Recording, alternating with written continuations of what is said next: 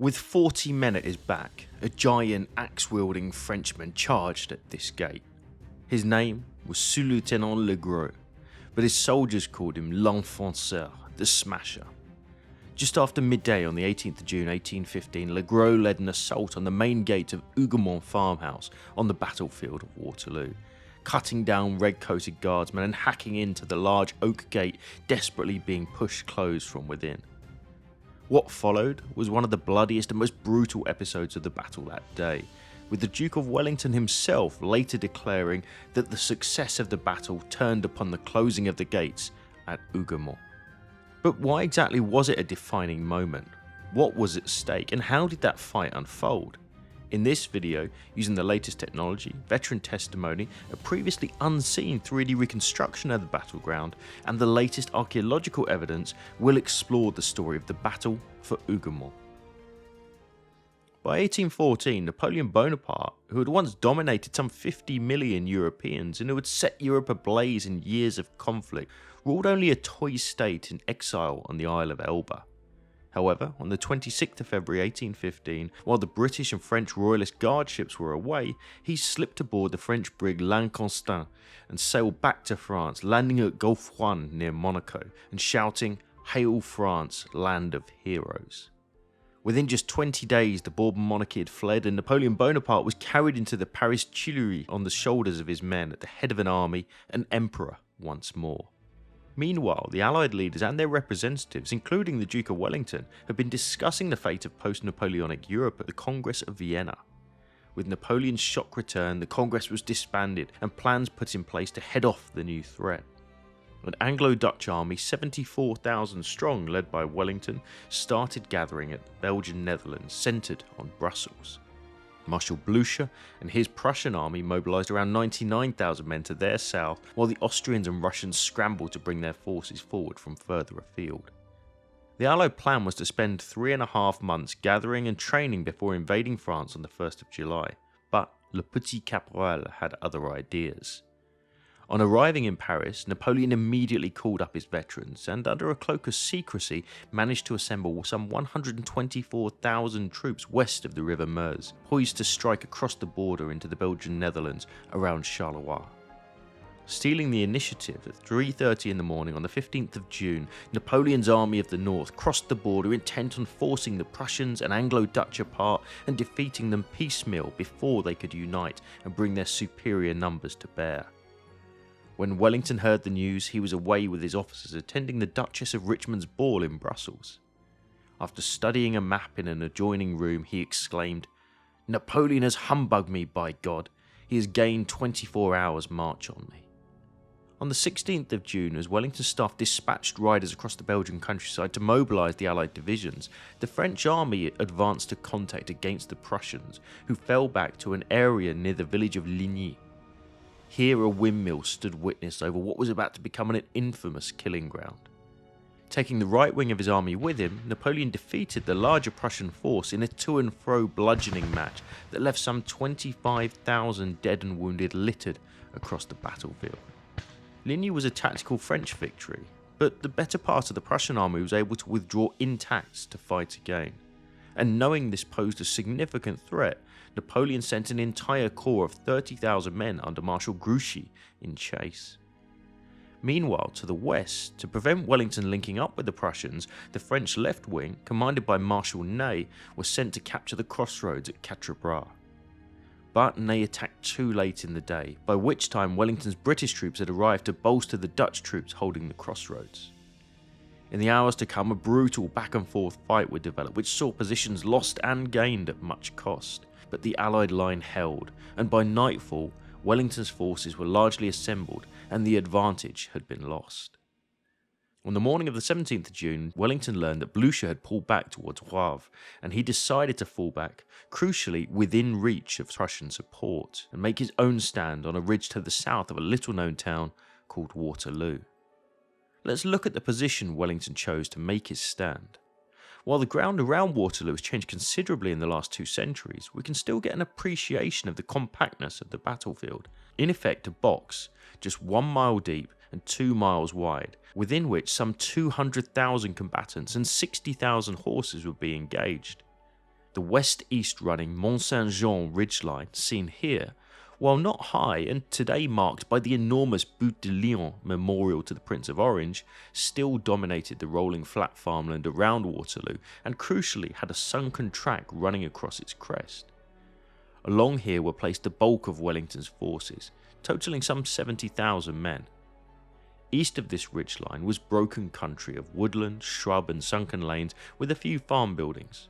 This was the direction from which Blucher would come, if he could.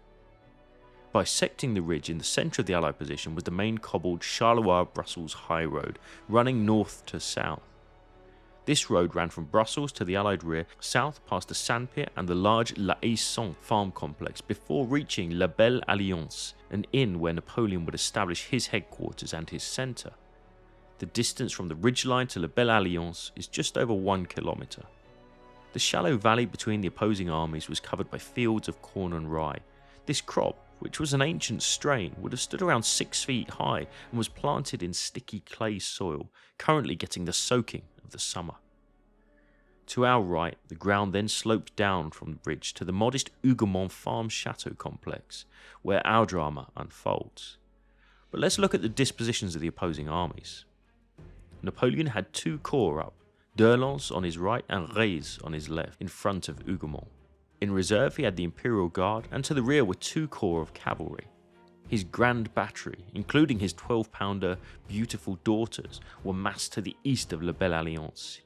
Wellington arrayed the better part of his 5 infantry divisions along the reverse slope of the Mont Saint-Jean ridge to protect them from the French guns, and spread his own guns along his entire frontage.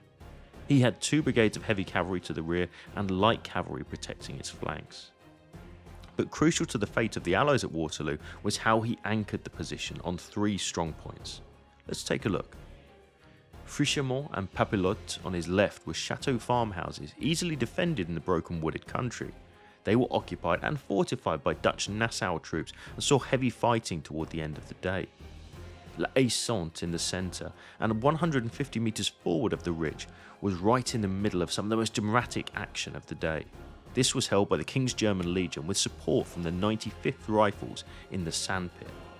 Then, around 200 metres forward of the ridge, and our focus for the fight to come, was Hougoumont, right here, guarding Wellington's right flank.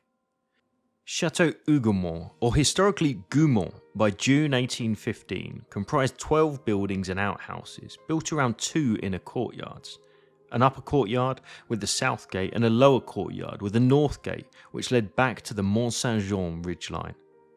Passing through the north gate, we enter the lower courtyard and see ahead of us the 3-storey chateau building and stone walls of the great barn to our right. Continuing through the small gates separating the upper and lower courtyards, we can see the south gate and gardener's residence to our front, and turning left, to the rear of the chateau, the small attached chapel. Beyond that, and moving eastwards, we pass through the upper courtyard's garden gate to enter the formal garden, which was complete with plant bedding, stone balustrades, and bordered by a 9 to 10 foot high red brick wall. Turning now to this 1816 historic map overlaid on the modern satellite, which pinpoints the kitchen gardens numbered 5 and 6, the formal garden marked 8, we can understand the rest of the complex in context. Here to the east we find a large orchard numbered 9, which was about 3 acres in size. Bordering this was a thick hawthorn hedge and internal ditch providing cover for the defenders. To its south, numbered 1 and 2, were a pair of meadows, alongside which, and numbered 3, was a large wood, screening the chateau completely from the French corps waiting just 1 kilometre away. This was a 250 by 350 metre wood of mature oak and chestnut trees, again bordered by thick hedges. Today, just 2 chestnuts remain, only one of which is still living, and both are riddled by 200-year-old musket balls. Crucially, between the north edge of the wood and the south wall of the formal garden was a younger orchard, numbered 10, forming an open gap 30 metres wide which has come to be known as the Killing Ground, and to which we'll return. But what about those who found themselves here as the battle drew closer? Let's meet a few. Firstly, there was Lieutenant Colonel James MacDonell of the 2nd Foot Guards, now known as the Coldstream Guards. He was the 34-year-old commanding officer charged with the defence of the chateau. A giant of a man, son of a clan chief and veteran of the Peninsular Wars, he'd already received an Army Gold Medal for battalion command. At the start of the battle, MacDonald was commanding all 4 light companies of the 1st Division. Next, there's Guardsman Matthew Clay. He was 19 at Waterloo, hailed from Nottinghamshire, and had joined the 3rd Foot Guards, now the Scots Guards, the year before. Standing at only 5'6", he was considered small and placed in his battalion's light company as a result. Finally, on the Allied side, there was Nassauer Private Johann Peter Leonard, one of the few combatants at Waterloo to ever be photographed. He too was sent in to defend Hougoumont with his 800-man battalion. These were German troops who served under Napoleon but switched sides in 1813 to end up in the Dutch army by 1815. The Nassau troops, who originally deployed forward into the wood and into the orchard, ended up fighting shoulder to shoulder with British guardsmen. As well as the Dutch, some 200 Hanoverian Jaegers were also in the woods as skirmishers at the start of the battle. 1 kilometre away across the battlefield was 19-year-old Private Lerguy de Sivereau of the 93rd Régiment de Ligne, part of General Rey's 2nd Corps, and one of 13,000 Frenchmen to assault the Allied position at Hougoumont. So as our protagonists shiver, slip and shake themselves into wakefulness on the morning of the 18th of June, let's visit Guardsman Matthew Clay as he prepares for the impending battle. When daylight appeared, all being quiet on Sunday morning, we procured some fuel from the farm at Hougoumont, then lighted fires and warmed ourselves, our limbs being very much cramped from sitting on the side of the wet ditch the whole night. The sergeant of each section gave a small piece of bread to each man, and an inquiry was made along the ranks for a butcher. One having gone forward, he was immediately ordered to kill a pig, a portion of the head, in its rough state, being my share. My portion of meat, which having become warmed through and blackened with smoke, I partook of a little, but finding it too raw and unsavoury, I put the remainder in my haversack, and taking my musket to put it in order for action, I discharged its contents. Very quickly, defensive preparations were underway with loopholes, some of which still remain to this day, made in walls by knocking out bricks with bayonets, holes hacked in building roofs, and items piled against walls to create makeshift fire steps. The French too were preparing. Napoleon himself had a clear plan of attack, to go straight up the middle along the Brussels high road in a hammer blow to brush the Allies off the ridge before marching on Brussels. But to achieve victory, he knew he needed to weaken Wellington's centre. He decided to do this in 2 ways. First, after the morning sun had hardened the wet ground, the Grand Battery would open up and smash apart the red-coated battalions on the ridge. Secondly, he would launch a feint or distraction on Wellington's vulnerable right flank at Hougoumont, forcing the Duke to send troops from the ridge down to the chateau, thus weakening the Allied centre. So it was. The Battle of Waterloo began around 11:30 that morning, with General Rey ordering one of his division commanders, the Emperor's brother Prince Jerome Bonaparte, to lead a diversionary assault on Hougoumont. As soon as Jerome's troops began forming up, the British gunners on the ridge touched slow matches to touch hold, and 15 9-pound balls screamed across the field. Private de Sivereau recalled the effect. The English batteries opened a lively fire which knocked over 20 men of the 2nd Battalion, and more balls followed so rapidly. Our true courage was put to the test, and it's very trying to wait for death in such circumstances. The most complete inaction, surrounded by death and horribly mutilated bodies. As the first 2 French battalions marched forward to the sound of their drummer boys beating the pas de charge, all they could see ahead were the thick woods and the roof of the chateau. When the French entered the woods, the Nassau and Hanoverian skirmishers started picking off officers and men as they pepper-potted from tree to tree back to the formal garden. It took about an hour for the attackers to get through the woods, by which time 6 British howitzers had added their own fire, shredding branches, obliterating trees and sending jagged splinters through the air. Those unscathed by shot, shells, splinters and musket fire now stumbled through a thick hawthorn hedge into a new hell. They'd reached the killing ground. Private Leonard witnessed the moment. We had scarcely taken up position at the loopholes when masses of French came from the wood, all intent on capturing the farm, but they were too late. The shower of balls that we loosed off on the French was so terrible that the grass was soon covered with French corpses. The killing ground is that 30-metre gap between the formal garden's southern wall and the north edge of the wood. It was completely open and covered by the muskets of Nassau troops and guardsmen. Even with the relatively slow loading time of the musket, the French were helpless without ladders. From loopholes, windows and wall tops, muskets spat a murderous spray of lead into the packed mass of Frenchmen attempting to cross and scale the walls. Thanks to the archeological excavations of the Waterloo Uncovered Veterans Charity, we know where the main attack took place. A vast quantity of musket balls show that about 2/3 of the way along the wall the fighting was fiercest, where it seems likely there was a small gate from the wood through which the French rushed straight at the wall to their front. In this first wave alone, bodies started piling up at the base of the wall and wounded men cried out to be put out of their misery. One of the dead in the first hour of the battle was General Pierre Baudouin, the man leading the brigade making the initial assault. A plaque still marks the spot where he fell. As Frenchmen continued to throw themselves at the garden wall, evidence suggests another group broke into the orchard and engaged the Nassau troops in fierce hand-to-hand fighting, with recovered musket balls highlighting the ferocity of the fight. Ultimately, the weight of French numbers simply overwhelmed the Dutch, causing them to fall back to the sunken lane to the north of the orchard. Seeing this, Lord Saltoun and his 2 light companies of the 1st Foot Guards, now the Grenadier Guards, were sent down off the ridge to retake the orchard. The legend tells of Wellington sending them in himself with the words, "There, my lads, in with you and let me see no more of you." The guards then poured in from the ridge and flushed the French out, scouring them from the orchard. The first French assault had failed. At around midday, while Napoleon's Grand Battery continued hammering the main Allied positions along the ridge, Jerome attempted a second assault on Hougoumont with a fresh brigade. What was intended to be a diversionary feint was now quickly becoming a main effort for Rey's corps. As the new attackers, including the imposing Sous-Lieutenant Legros, pushed up to the southwest corner of the chateau complex, they fought through the kitchen garden and l'Enfonceur saw an opportunity. Shouting for men to follow him and wielding a pioneer's axe, he and 40 men rushed after a group of withdrawing guardsmen around to the north gate and managed to break in. The ferocity of Legros' attack was rapidly clearing the lower courtyard. If more French troops followed through the gate, the defenders faced being gutted from the inside. Overlooking the unfolding tragedy were guardsmen posted in the upper floors of the chateau house itself.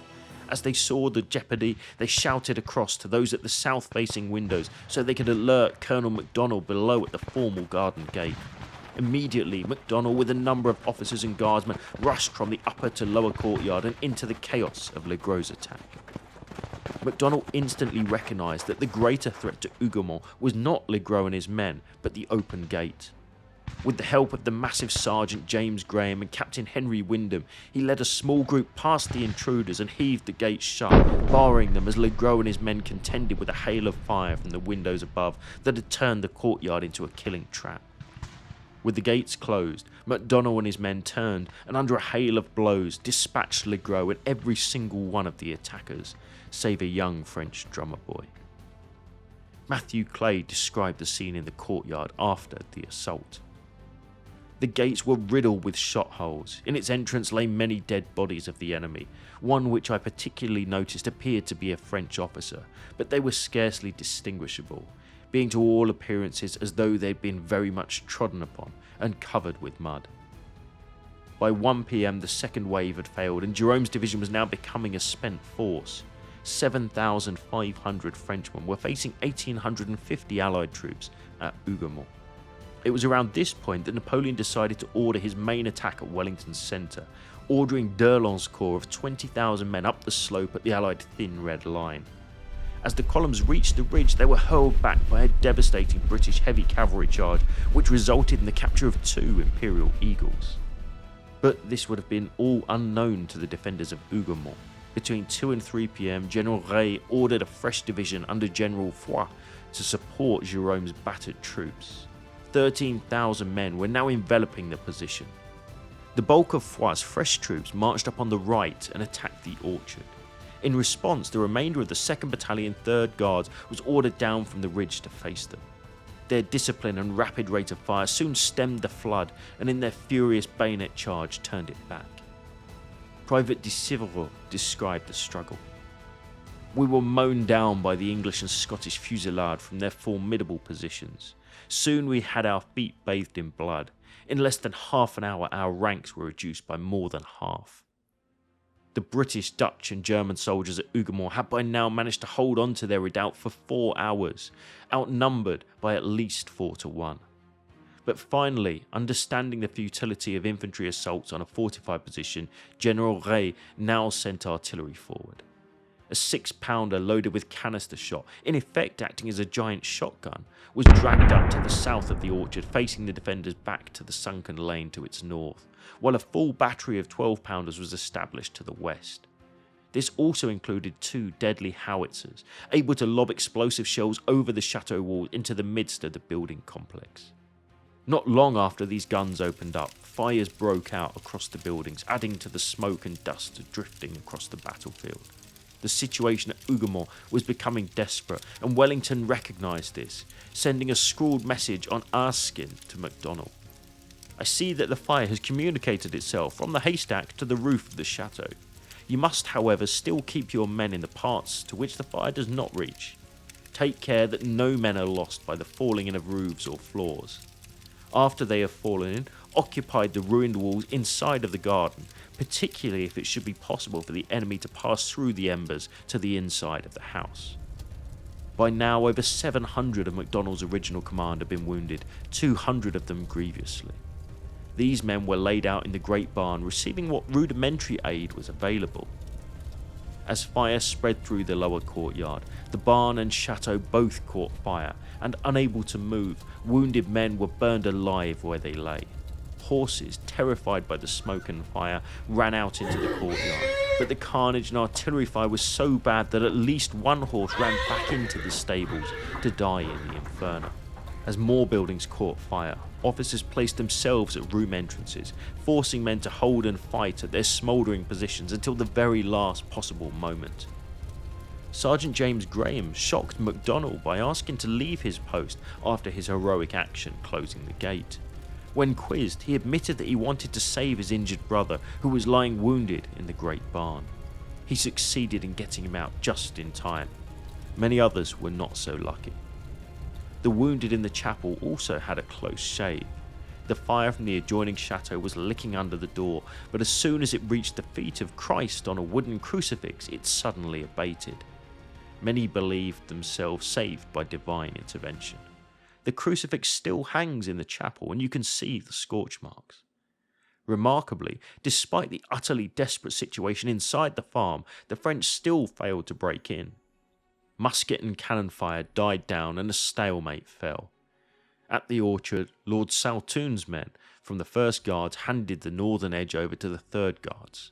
In 2 hours he had lost half his officers and a third of his men. They pulled back to the divisional position on the ridge, essentially combat ineffective. It was around this time that a staff officer received word on the ridge that the defenders of Hougoumont were running out of ammunition, a predicament that at La Haye-Sainte had led to its capture by the French in due course. The staff officer noted Private Joshua Brewer, or possibly Brewster, of the Royal Wagon Train nearby and directed him down to the chateau. In the words of the staff officer, he gallantly started his horses and drove straight down the hill to the farm, to the gate of which I saw him arrive. He must have lost his horses, as there was a severe fire kept on him. I feel convinced that to that man's service the guards owe their ammunition.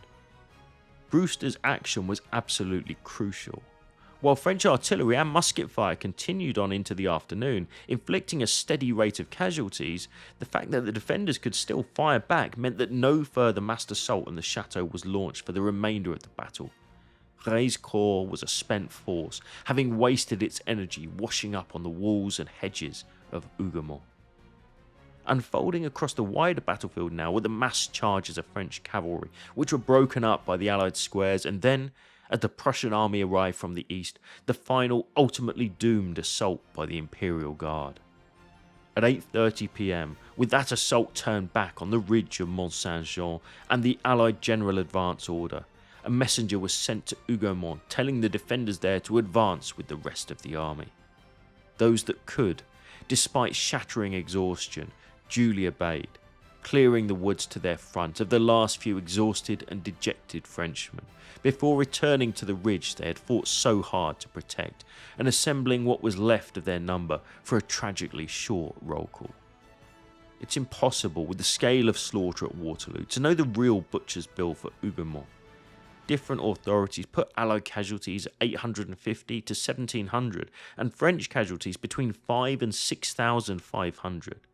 What is known, and was well remembered by those who were there, was that as darkness fell over the field, the cries of wounded and dying echoed through the night. Matthew Clay, exhausted and hungry at the end of the day, paused to eat. On again going into the yard, it being evening, and perceiving a clear glowing fire rising from the ruins of a stable or some other outhouse, I took the opportunity of cooking the remaining portion of pork which I had stored away in my haversack, and after having placed it upon a fire and quietly awaiting its being cooked, discovered that the glow of fire arose from the half-consumed body of some party who had fallen in the contest. My meat, which was unsavoury in the morning, became much more so by its redressing. A visitor to the area of Hougoumont 10 days after the fight recalled the funeral pyres around the chateau grounds. The pyres had been burning for 8 days, and by then the fire was being fed solely by human fat. There were thighs, arms and legs piled up in a heap, and some 50 workmen, with handkerchiefs over their noses, were raking the fire and the bones with long forks. As the smoke rose over Waterloo in the days after the battle, the survivors from Hougoumont wouldn't have known that the fate of Europe for 100 years had been shaped by their actions defending these walls. But theirs is but one part of the story. We'll return to Waterloo again soon to march and ride on other corners of the battlefield. Thanks for watching. If you enjoyed this video, why not check out our other Napoleonic Wars content right here on YouTube, including the infamous Siege of Battlefield. We want to add special thanks to Clearbreeze Consulting, whose 3D rendering of Hougoumont Farm made this video possible. Finally, thanks to Waterloo Uncovered, a charity that combines world-class archaeology on the battlefield of Waterloo with the recovery and well-being of veterans and serving military personnel. Their research formed a key part of this video, and you can find out more about their work and how to support them at waterloouncovered.com. That's all this time. We'll see you again soon.